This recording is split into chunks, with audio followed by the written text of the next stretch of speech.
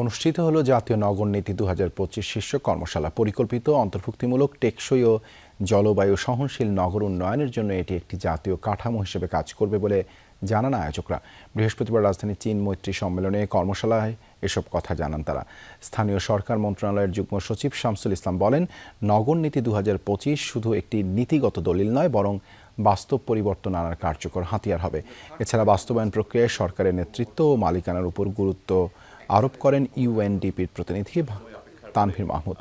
দেশের মোট জিডিপির 65% আসে শহর থেকে, তাই এই নীতিমালা নগরবাসীর জন্য উন্নত ও কার্যকর নাগরিক সেবা নিশ্চিত করবে বলে আশা ব্যক্ত করেন নীতি নির্ধারকরা।